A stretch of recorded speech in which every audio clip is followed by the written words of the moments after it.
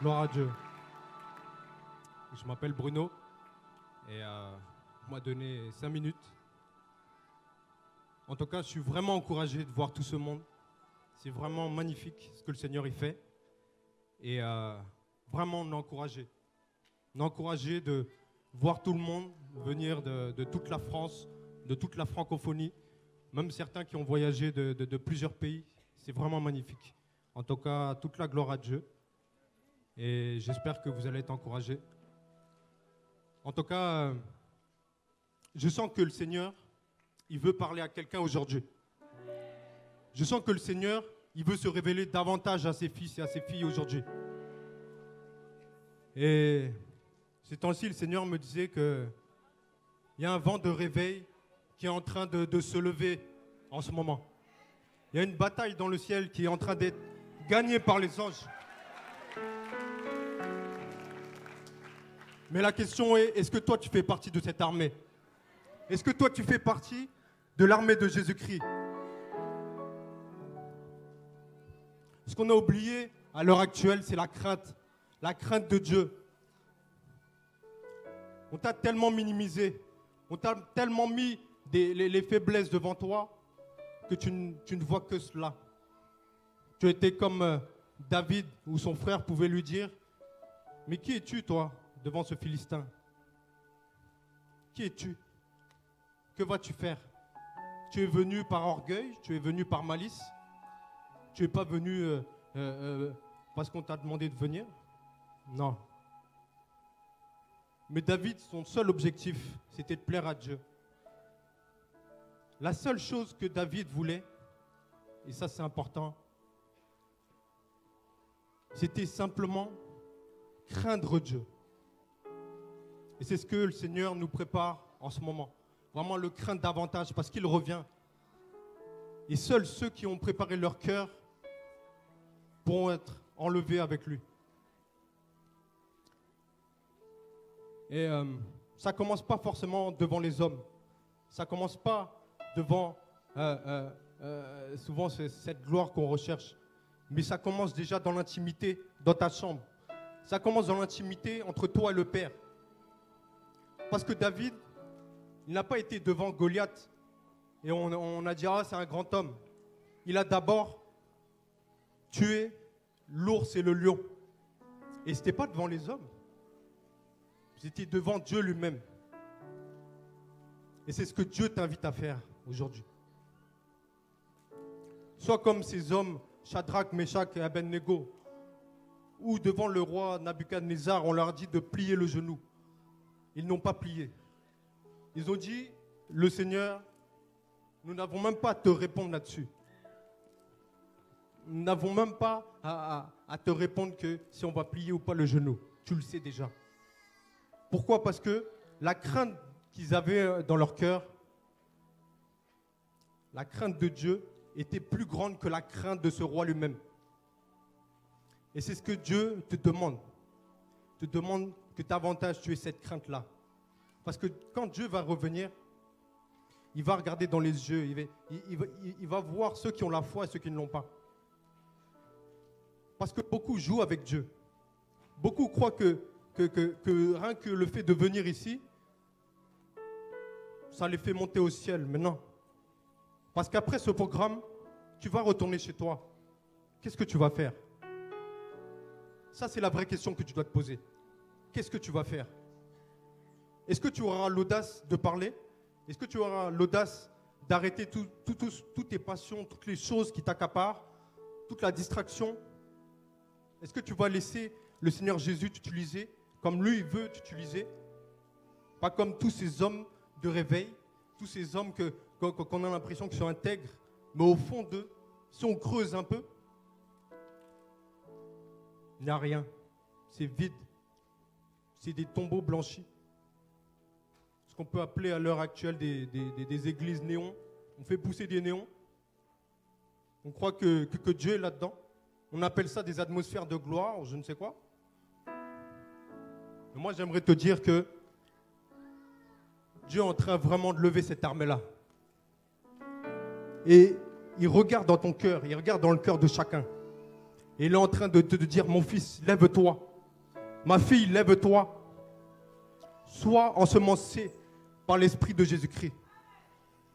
Arrête de te minimiser. Arrête de croire parce que les gens te disent tu étais roux, tu étais petit comme David, tu n'étais qu'un enfant. Non, va combattre ce Goliath-là. Et fais partie des vainqueurs. Alléluia. Amen. Gloire à Dieu en tout cas. Soyez bénis.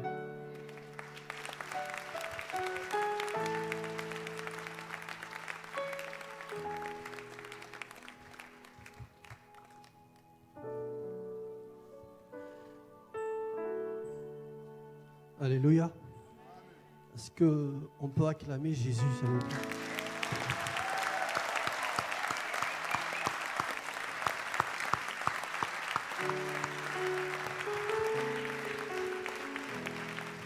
Nous sommes là tous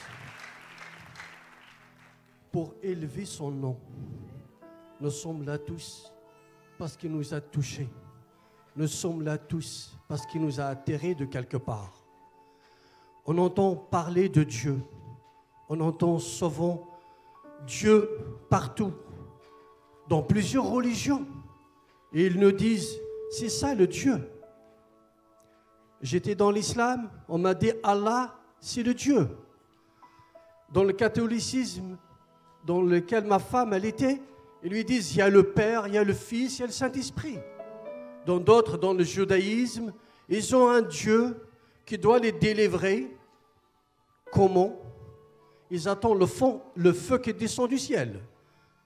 Le signe du Messie, en quelque sorte. Parce qu'il doit venir. Ils nous parlent, toutes ces religions-là, d'un Dieu unique. Tu parles avec eux, ils vont te dire, on a le même Dieu. Mais, laisse-moi vous dire, la Bible parle d'un Dieu qui a une relation avec l'homme.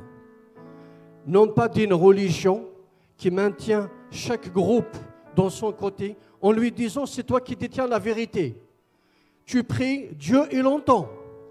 Moi quand je regarde, je lis la Bible, c'est toujours Dieu qui est venu vers l'homme. Je n'ai pas vu l'homme qui est allé vers Dieu. Même si l'homme il veut y aller, il ne sait pas où est-ce qu'il est puisque Dieu il est esprit. Donc c'est toujours Dieu qui s'est manifesté vers l'homme. Et pour prendre un passage dans Colossiens,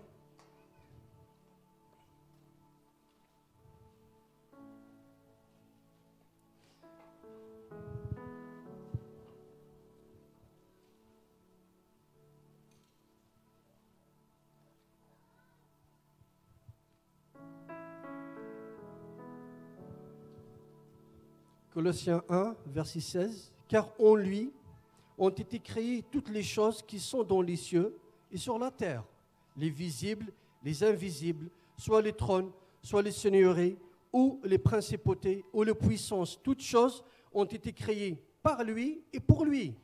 Il est avant toutes choses, et toutes choses subsistent par lui. Et c'est lui qui est la tête du corps de l'Église. Il est le commencement et le premier-né d'entre les morts, afin qu'il tient le premier rang en toutes choses. Ici, ça nous parle de Jésus-Christ, qui est la tête de l'Église. En même temps, il nous dit que toute chose a été créée par lui et pour lui.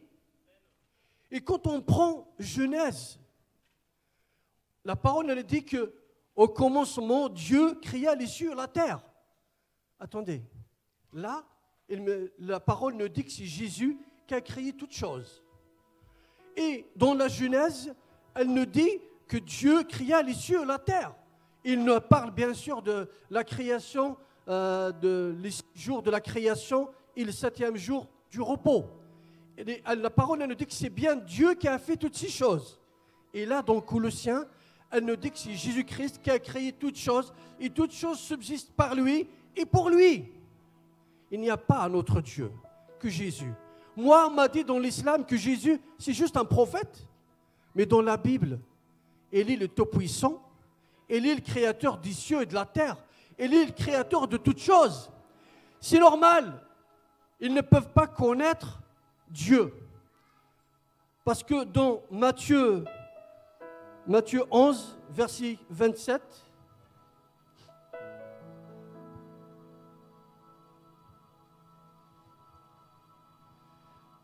toutes choses m'ont été livrées par mon Père, et personne ne connaît le Fils si ce n'est le Père. Et personne ne connaît le Père si ce n'est le Fils, et celui à qui le Fils veut le révéler. Waouh! Je méditais cette parole-là et le Seigneur m'a interpellé. Il nous dit que le Père s'est présenté comme Dieu, bien sûr, il est Dieu tout-puissant, mais il nous dit quelque chose que personne ne connaît le Fils, sauf, je le dis autrement, sauf le Père. Donc le Fils, sauf le Père, le connaît. Mais en même temps, il nous dit que le Père aussi, personne ne le connaît, si ce n'est le Fils.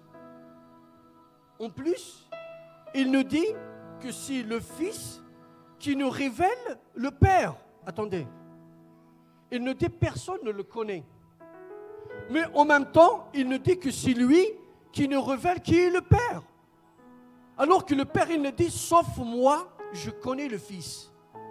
Ça veut dire aucun être humain ne connaît qui est le Fils. Il dit personne ne connaît le Fils si ce n'est le Père. Et personne ne connaît le Père si ce n'est le Fils.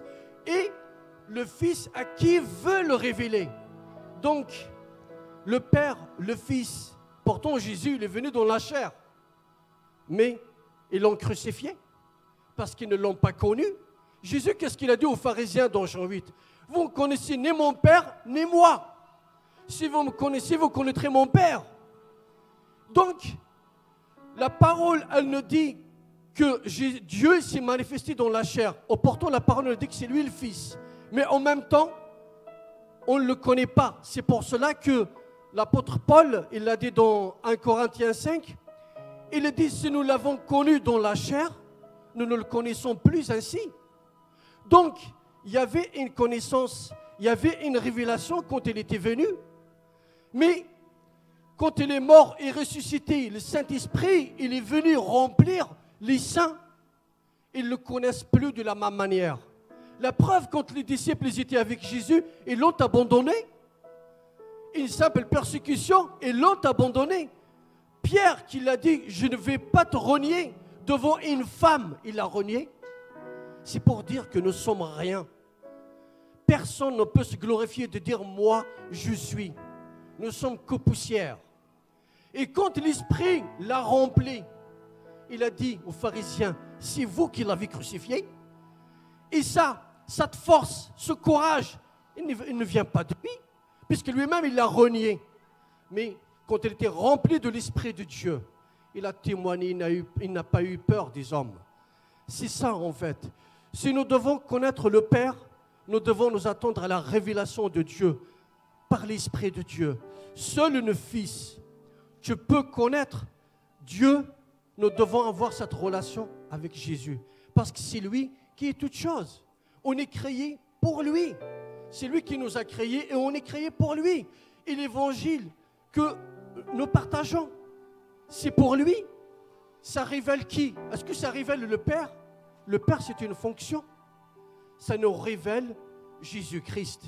Le Père, parce que Jésus les a envoyés, baptisez-les au nom du Père, du Fils et du Saint-Esprit.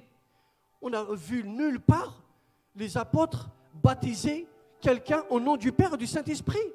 Est-ce qu'ils ont désobéi à la parole de Dieu? Non, au contraire, parce qu'ils savent le Père, le Fils et le Saint-Esprit, ce n'est que des fonctions dans lesquelles Dieu s'est manifesté. C'est pour cela qu'ils l'ont baptisé au nom de Jésus-Christ. Quand l'Esprit était rempli, les disciples, dans Acte 2, ils sont descendus. Quand ils ont commencé, il a commencé Pierre à partager la parole, la puissance de Dieu. Ils ont eu le cœur touché, premièrement. Que devons-nous faire? Repentez-vous et que chacun de vous soit baptisé au nom de Jésus-Christ. C'est ça en fait ce que nous devons chercher. Ce n'est pas une religion. Non, Allah, j'ai compris que ce n'est pas mon Dieu. Allah, ce n'est pas le Dieu unique, ce n'est pas le Dieu véritable. Allah, c'est le Dieu, c'est le faux Dieu de la tribu de Quraysh. C'est ça en fait. Parce que vous allez parler avec les musulmans, ils vont dire, mais Allah c'est Dieu. C'est ce que j'avais cru avant. Allah n'est pas Dieu. C'est un faux Dieu. Et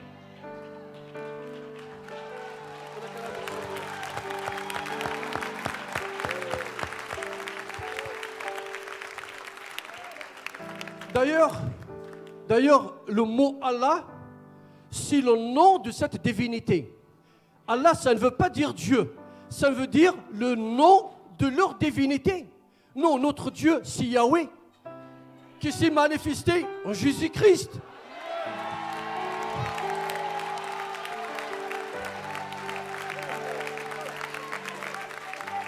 Donc, c'est très simple.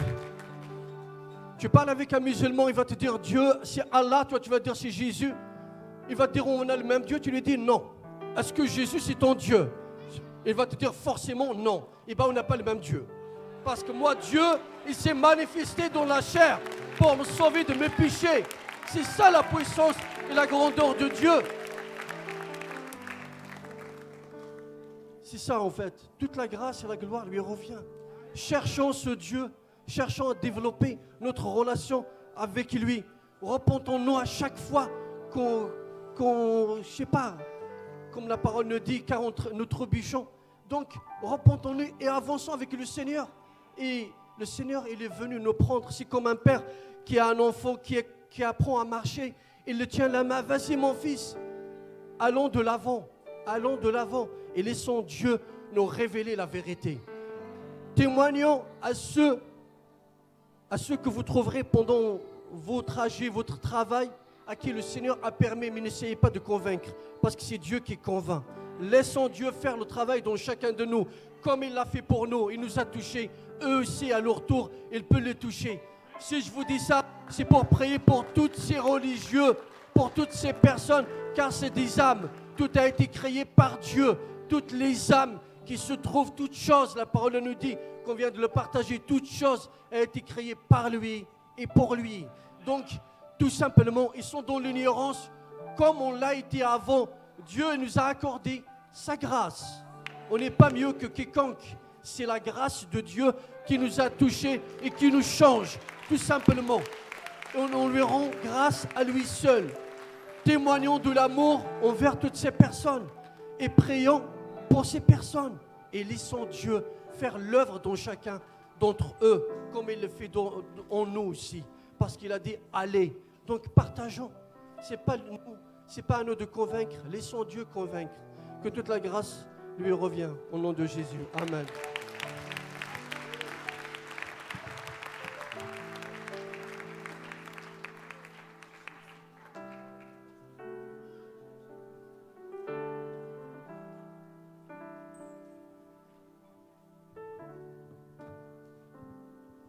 Bonjour tout le monde. Qui aime Jésus? Tout le monde. Donc je bénis Jésus-Christ d'être là aujourd'hui. J'ai eu tellement de combats pour arriver ici, sur la route. Je comprends pourquoi. Et je vais prendre un passage dans Proverbe 14, verset 26. Père, merci mon Dieu pour ce moment, papa. Que ton esprit, papa, nous garde, nous conduise, mon Dieu. Seigneur, au nom puissant de Jésus-Christ de Nazareth, papa. Alléluia. Proverbe 14, verset 26. C'est bon? Dans la crainte de Yahweh, il y a une ferme assurance et une retraite pour ses fils. Verset 27. La crainte de Yahweh est une source de vie pour se détourner des pièges de la mort. Voyez? La crainte de Dieu. On doit garder la crainte de Dieu. Qu'est-ce que la crainte de Dieu? La crainte de Dieu, c'est le respect. Aimer Dieu, l'obéir, l'aimer. Peu importe ce que tu peux traverser, les soucis, les souffrances, le rejet que tu peux éprouver, nous devons garder la crainte de Dieu. Parce que c'est la source de vie. Et elle nous épargne des pièges de la mort, les pièges de l'enfer. Et dans Jean 14, 6, Jésus dit qu'il est le chemin, la vérité, la vie. Voyez? Et on voit par là encore que la crainte de Dieu est une source de vie. On voit encore Jésus-Christ qui est la vie. Jésus-Christ qui nous épargne de tous les complots, des ténèbres, du péché qui combat les enfants de Dieu. Tu dois persévérer, tu dois garder cette crainte. Dans Psaume 23, il dit que lorsque je marche dans la vallée de l'ombre de la mort, je ne crains aucun mal parce que tu es avec moi. Ta houlette et ton bâton me rassurent. Jésus, dans ces temps de la fin, nous rassure. Il te dit de persévérer. de continuer le chemin, de continuer à l'adorer, de continuer à proclamer sa parole. Que personne ne te détourne de la parole de Yeshua. Dans Galates 1,6, Paul dit que ce n'est pas par la chair et le sang qu'il a eu la révélation de Christ. Mes amis, ce n'est pas les écoles qui ont révélé Dieu à Paul. Jésus-Christ s'est révélé à lui. Et Jésus se révèle dans ces temps de la fin. Il se révèle au cœur. Et pour se révéler, il veut que tu proclames son évangile. Que tu ailles parler de sa part. Ouvre ta bouche parce que Dieu veut sauver des vies. Dieu veut libérer des âmes à travers toi. Qu'est-ce que tu attends, peuple de Dieu? Qu'est-ce que tu attends? Crains-le. Dieu t'appelle à le craindre parce qu'il veut faire de grandes choses dans ta vie.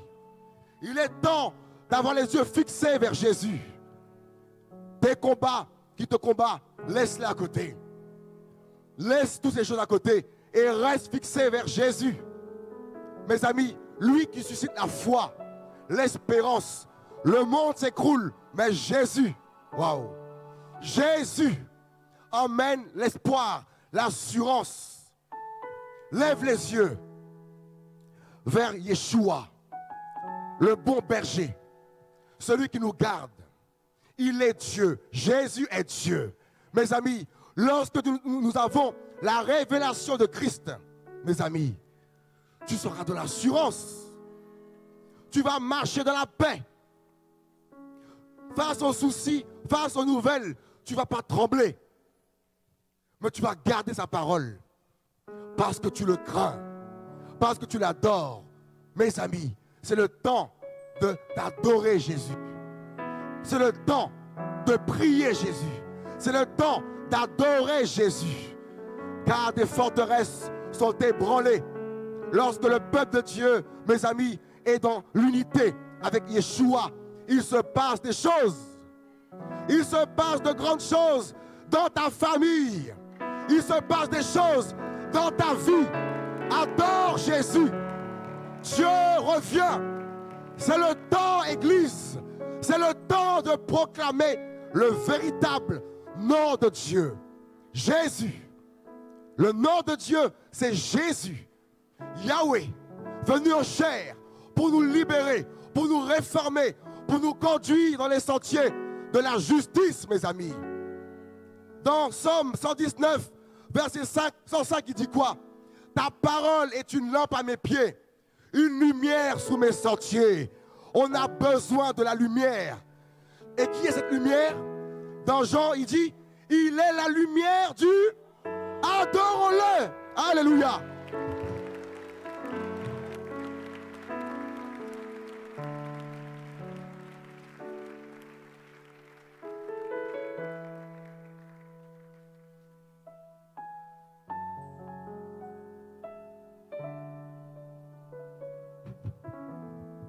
Amen. Tout le monde m'entend? Vous allez bien? Je suis le frère Adrien. Et je suis vraiment dans la joie. Honnêtement, quand je vois l'endroit dans lequel nous sommes, je bénis vraiment le Seigneur. Je bénis Dieu parce que je réalise qu'il nous a fait sortir de la religion. On est sorti des 4 murs, tout ça, là, on se retrouve dans des endroits comme ça, c'est une grâce. Je ne sais pas ce que Dieu va faire, mais honnêtement, j'attends seulement. Amen. J'ai une courte exhortation. C'est dans Jacques, le livre de Jacques. Vous êtes fatigué? Je ne sais pas, hein, je pose la question. C'est dans Jacques 1.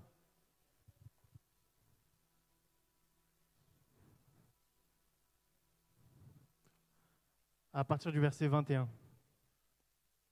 Jacques 1, 21, il est dit « C'est pourquoi, rejetant toute souillure et tout résidu de méchanceté, recevez avec douceur la parole qui a été plantée en vous et qui peut sauver vos âmes. Et mettez en pratique la parole. Et ne l'écoutez pas seulement, en vous trompant vous-même par de vains discours. Car si quelqu'un écoute la parole et ne la met pas en pratique, il est semblable à un homme qui regarde dans un miroir son visage naturel et qui, après s'être regardé, s'en va et oublie aussitôt comment il était. Mais celui qui aura plongé les regards dans la loi parfaite, la loi de la liberté, et qui aura persévéré, n'étant pas un auditeur oublieux, mais pratiquant les œuvres qui lui sont prescrites, celui-là sera béni dans son œuvre. Alléluia. Amen. Et le Seigneur m'a tellement touché à travers cette parole, j'étais déboussolé. En fait, je réalise que plus les années passent dans la marche chrétienne, on se convertit, et plus on recherche des grandes choses. On recherche des grandes révélations du Seigneur, n'est-ce pas? Et en fait, je réalise que les choses les plus importantes, là, mettre en pratique la parole, la vivre. Parce que la Bible dit, on ne donne que ce que l'on a. Et Dieu m'a tellement interpellé, il dit, ne soyez pas des auditeurs oublieux. Et je me rends compte qu'on peut écouter la parole, on écoute, mais on arrive à un moment donné dans nos marches où c'est comme si elle ne fait plus d'effet. Je ne sais pas si quelqu'un a déjà remarqué ça. On nous prêche, on ressort le dimanche de l'assemblée, on dit « Non, le frère là, le message qu'il a apporté, c'était terrible. C'était une révélation terrible. Le frère a bien prêché. Mais est-ce que la parole nous transforme? C'est ça la question. Depuis toutes les années que nous allons dans les assemblées, avons-nous changé? Moi, c'est cette question que je me pose à moi-même premièrement. Parce qu'on n'est pas meilleur que les autres. Amen. Pratiquer la parole. Et il dit, et en fait, Jacques va comparer la vie de la parole à un homme qui se regarde dans un miroir. Je ne sais pas, le matin, peut-être parmi nous, on se lève, on se regarde dans le miroir. Non? Personne ne se regarde dans le miroir. On est beau tout de suite dès qu'on sort du lit. Amen. C'est comme si en fait tu te lèves le matin, tu te regardes dans le miroir, tu as une grosse tache sur la tête. Tu te vois dans le miroir, tu vois la tache. Tu te dis, ah la tache là, je suis sale. Mais dès que tu vas quitter la salle de bain, dans ta tête tu dis, non, moi je suis propre. Je suis bien habillé. Ben, en fait c'est une image pour nous dire, nous sommes ainsi. Parce que la parole révèle notre état. C'est la parole qui nous révèle notre état. En nous disant sanctifions-nous. Renonçons au mal. Et nous, on voit ça dans nos cœurs. On sait qu'il y a des choses cachées dans nos cœurs. On sait qu'on vient les dimanches, mais il y a des péchés mignons qu'on ne veut pas abandonner. Eh bien, on est comme ces auditeurs oubliés. Le frère nous prêche la repentance. Oui, vas-y frère, prêche-nous la repentance. Mais nous, là, pour se repentir, c'est devenu dur. Pour passer devant les gens, demander pardon simplement, c'est devenu dur.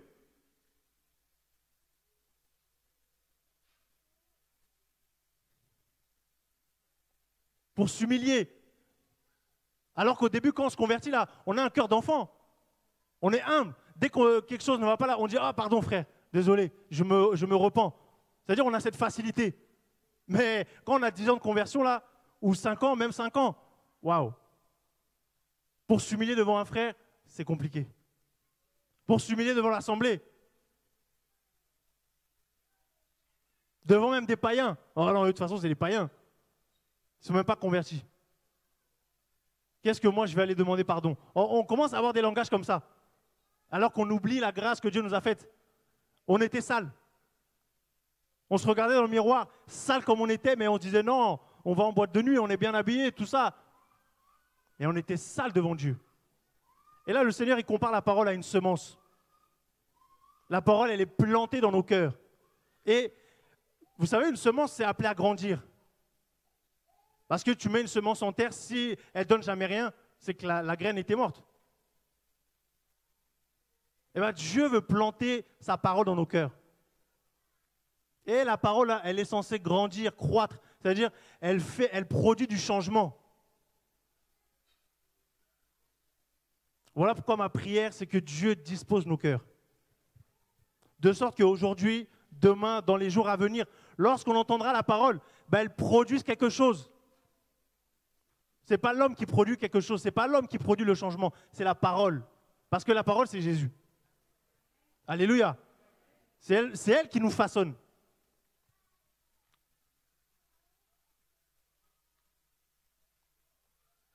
Oh, que Dieu nous façonne à son image.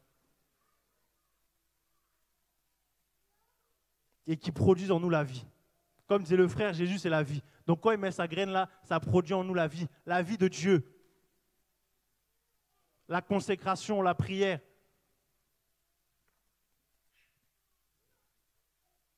Ne soyons pas des auditeurs oublieux. Depuis toutes ces années que nous allons dans les programmes, qu'avons-nous appris? Qu'avons-nous retenu? Avons-nous changé? Il faut être capable de faire ce constat à un moment dans sa vie. Amen. C'était vraiment une exhortation, je vois. Faut pas être abattu, mais c'est vraiment pour se remettre en question en fait. Parce qu'on aime bien en tant qu'homme quand on nous caresse la pommade, quand ça fait du bien. Mais quand on nous chahute là, on a du mal à accepter. C'est vrai ou pas? Quand les frères nous reprennent là, on a du mal à dire oui, c'est vrai. C'est tout, tu dis oui, c'est vrai, tu te tais après, tu ne cherches pas les justifications. Je ne sais pas pourquoi je dis ça. Alléluia. Voilà, c'est tout pour moi. Que le Seigneur vous garde.